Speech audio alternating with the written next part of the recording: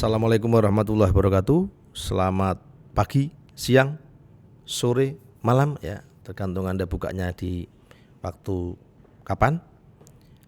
Semoga Anda tetap semangat ya, supaya tetap sehat. Ya, karena sehat mahal harganya, sakit lebih mahal ya. Apalagi di hari-hari seperti ini, kita harus betul-betul menjaga kesehatan kita. Ya, olahraga yang teratur, makan yang teratur, bergizi, pikiran yang semangat ya, dan selalu berpikir positif. Itu penting sekali ya. Dalam rangka apa? Kita bisa memanage diri. Ya, ibaratnya sebelum kita memanage orang lain, sebelum kita memanage sebuah perusahaan, sebelum kita memanage yang lebih besar, yang menjadi modal adalah bagaimana kita memanage diri kita.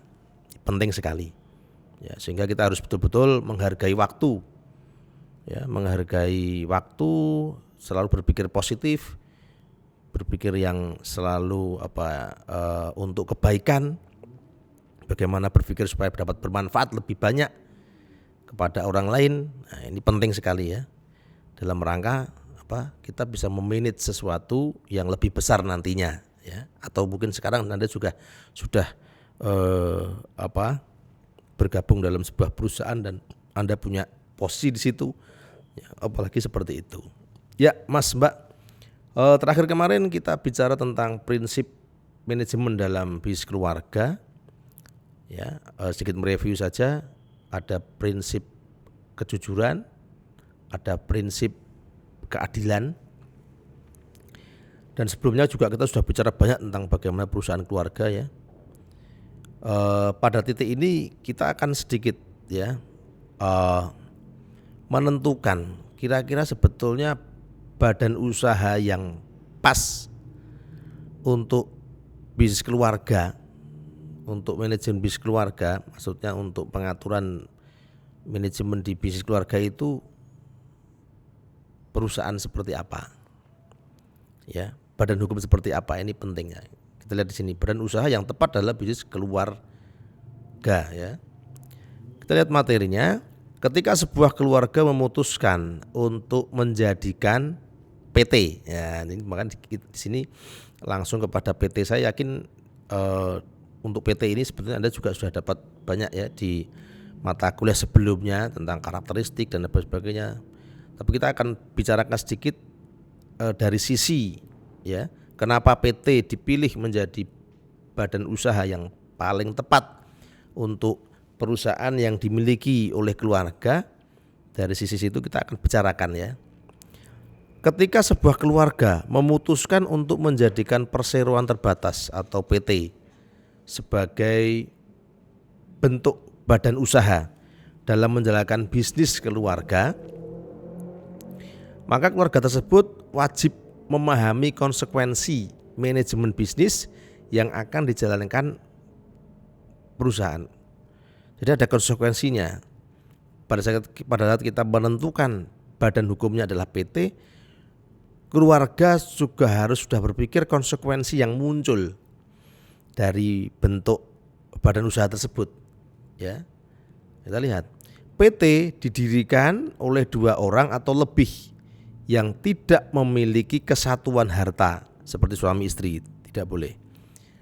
PT merupakan badan usaha berbadan hukum mandiri. PT merupakan badan usaha yang berbadan hukum mandiri. Artinya setiap transaksi atau perjanjian bisnis yang melibatkan PT, meskipun diwakili oleh direksi, harus dipandang sebagai perbuatan atau tindakan PT. Jadi biasanya di PT ini keluarga menjadi pemilik ya, pemilik. Seperti yang sudah kita bicarakan kemarin di materi sebelumnya, perusahaan keluarga ada yang punya karakteristik antara kepemilikan dan kepemimpinan dipisahkan. Nah, bentuk badan usaha PT ini seperti itu. Bagaimana memisahkan antara kepemilikan dengan kepemimpinan. Kepemilikan itu yang memiliki, di sini pemiliknya adalah keluarga. Ya. Pemimpinnya diambilkan dari profesional, orang di luar PT, untuk bagaimana dia menjadi memegang penuh atas operasional perusahaan tersebut. Makanya ada komisaris, ya, Anda pasti sudah paham juga. Ada komisaris, ada CEO, ada komisaris, ya, ada direksi, ada dewan direksi. Komisaris itu kepanjangan tangan dari pemilik. Makanya kadang namanya komisaris itu tidak hanya satu, ya, ada beberapa orang. Karena ada komisaris yang bagian ngurusi, yang mau mengawasi di bagian ini. Komisaris yang satu untuk mengawasi di bagian ini.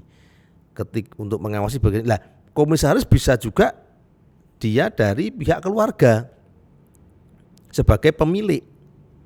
Sehingga jabatan komisaris ini bisa juga diwakili oleh orang lain yang diangkat oleh perusahaan, oleh pemilik untuk jadi kepanjangan tangan sebagai pemilik.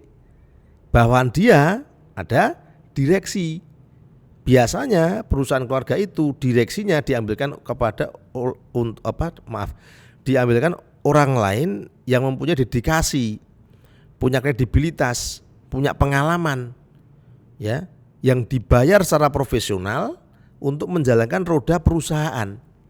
Jadi pemiliknya keluarga diwakili oleh komisaris, pemimpinnya adalah direksi, dan biasanya juga dewan. Kenapa dewan? Karena banyak direksi. Di dalam dewan direksi itu ada direktur, ada direktur keuangan, ada direktur SDM, ada direktur pemasaran, ada direktur. Nah, seperti itu. Dia punya tanggung jawab kepada komisaris. Komisaris apa? Kepanjang tanganan dari pemilik. Ya. Nah, yang dilakukan oleh direksi ini adalah apa yang dilakukan oleh PT. Perbuatan dipandang sebagai perbuatan tindakan oleh PT. Jadi direksi ini mewakili, ya, apa yang dilakukan oleh PT tadi. Nah, contoh seperti itu. Saya yakin Anda sudah paham, ya, bagaimana membedakan antara komisaris dengan ada dewan komisaris, ada dewan direksi. Saya yakin di mata kuliah sebelumnya sudah dijelaskan secara terperinci. Kenapa di sini dikatakan konsekuensinya? Dia harus paham konsekuensi. Karena pemisahan antara kepemilikan dengan kepemimpinan ini memunculkan banyak konsekuensi. Konsekuensi biaya sudah pasti, ya. Konsekuensi di dalam mengkrit itu ada hierarkinya, tidak bisa serta-merta begitu saja. Untuk mengambil sebuah keputusan tidak bisa begitu saja karena pemilik saya harus putusan seperti A, seperti ini, tidak bisa. Karena ada ini hal-hal yang seperti itu diatur, ada aturan main di dalam PT. Ya, kita lihat nanti karakteristik dari PT. Ya.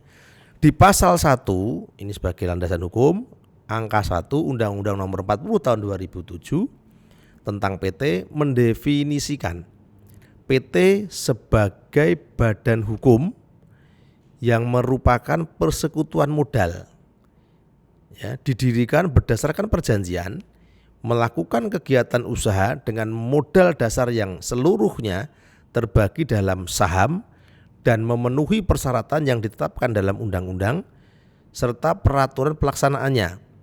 Siapa saja boleh mendirikan PT asal tidak terdapat kesatuan harta di antara mereka seperti harta suami dan istri. Sebab lahirnya PT berdasarkan pada perjanjian para pihak tersebut. Ya, ini definisi PT, ya, yang di mata kuliah sebelumnya juga pasti sudah dipahami. Ini hanya mengulang saja. Kenapa definisi ini tidak boleh dirubah? Karena ini berdasarkan pasal 1 angka 1 Undang-Undang Nomor 40 tahun 2007. Ya, jadi kalau ada pertanyaan definisi PT menurut undang-undang, ya ini, ya, kita tidak perlu kita jelaskan rinci karena saya yakin Anda dengan membaca saja sudah paham. Apalagi di mata kuliah sebelumnya sudah dijelaskan secara terperinci. Ya, nah, kita lihat berikutnya.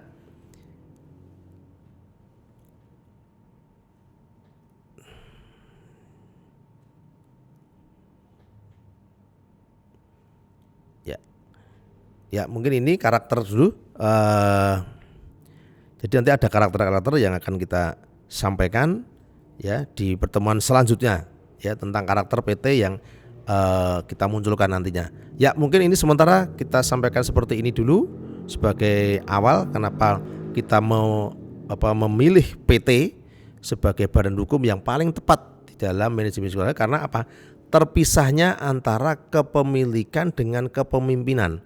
Kepemilikan dimiliki oleh keluarga sebagai pemilik perusahaan atau mayoritas saham dimiliki oleh perusahaan ya. Karena gini Mas Mbak, pada saat perusahaan juga sudah dalam bentuk saham yang diluncurkan kepada pihak eksternal harus jangan sampai melebihi saham yang dikuasai oleh keluarga.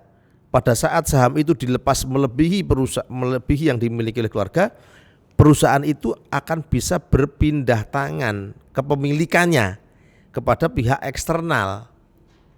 Ya, banyak terjadi perusahaan seperti itu. Kalau kita lihat paling mudah adalah Sampurna. Sampurna itu yang memiliki sekarang sudah Philip Morris dari Singapura. Ya karena apa? Melepaskan. Lah, kenapa dilepaskan sahamnya? Ya mungkin karena ada beberapa hal yang menjadi pertimbangan. Bisnis rokok sudah mulai mungkin ya, atau melirik bisnis yang lainnya lagi. Nah, ini salah satu bentuk bagaimana bisnis perlu penyegaran. Ya, untuk lebih lanjutnya nanti akan kita sampaikan di materi selanjutnya ya tentang karakteristik PT ya. Kalau ini kita sampaikan kenapa PT menjadi hal yang kenapa bentuk badan usaha PT ini menjadi rujukan perusahaan yang notabene dimiliki oleh keluarga untuk merujuk badan usaha bentuk PT. Ya, terima kasih apa yang sudah saya sampaikan, kurang lebih saya mohon maaf, semoga ada manfaatnya. Akhir kalam wabillahi taufiq wal hidayah. Wassalamualaikum warahmatullahi wabarakatuh.